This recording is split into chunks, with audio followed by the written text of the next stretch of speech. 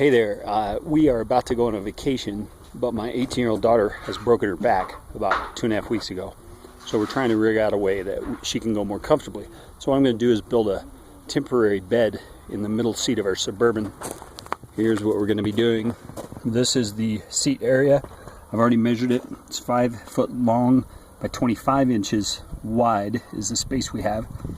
And we have this seat right here that folds up and slides so people can get into the back seat. I'm going to make the bed with a hinge right here that can fold up so this seat can still slide. So that's the plan. That's what we're going to do. My 2 boards in the Suburban, I decided to cut them right in the middle to make the hinge there so that I don't have a short piece and a long piece. And then down here underneath, I'm going to put 2x4 right here, I think, on this edge to help keep it level. Then over here I'll have hinged legs so that when I lift it up, the hinge will close the leg automatically, and that way I won't be whacking anybody with legs that are sticking out. So see how it goes. Okay, I've got the first set of boards put on. That first one I'm just testing it out. As you can see, I'm going to flip it this way. As you can see, I got the piece of plywood back, or 2x4 back there, and then one going across, and then this is where I'll screw my hinges in, is right here.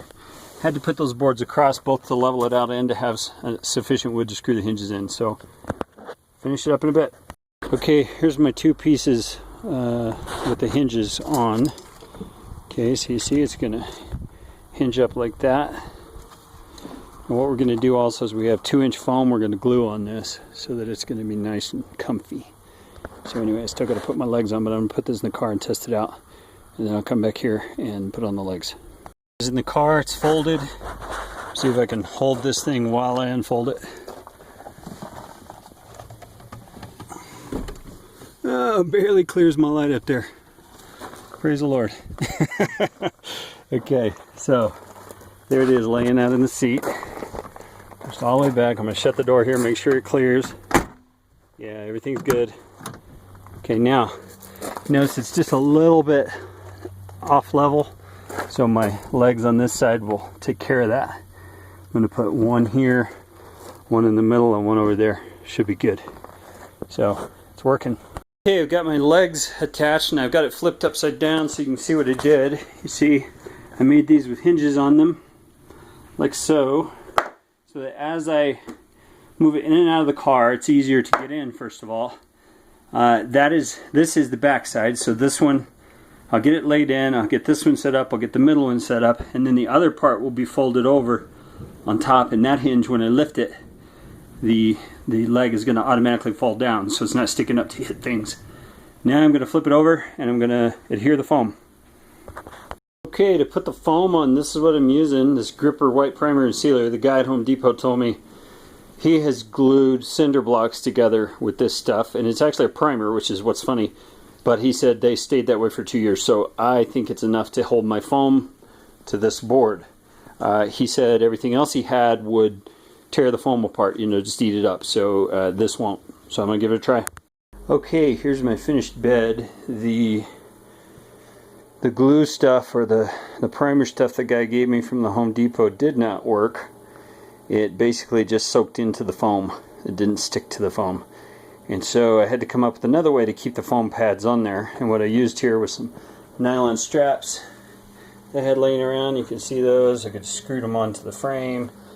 Did that on both ends of these end sections. The reason I only did it on the end sections is because the hinge is here in the middle. So what I had to do is cut 2 pieces of foam that I can pull out. And then when I have to hinge the thing, I can do so like that. Only this is not the side that'll be hinging up. It's the other side that'll be hinging up. But anyway, you get the point. I'm going to put it in the car and we're going to see how it works. Okay, it's nighttime, so sorry for the bad video. But here's the bed in the car. It was not too bad to get in there. Okay, you see I've got it laying down. This has got the middle section in here, so if I take this foam out, I can just come back here, lift this up, the leg falls right down like it's supposed to, And you see it's tighter on my light than I thought it was, and that's because this leg down here is holding it pretty tight, but it's good enough. Now we can slide this seat forward the way that it normally does, and everything's going to be good. So the real question, now I'm going to put this back down. The real question now is going to be, how easy is it going to be for my daughter to get into the car with her back brace on and all that kind of stuff into this position. So anyway, I think it'll work. We'll figure it out. Anyway, thanks for watching.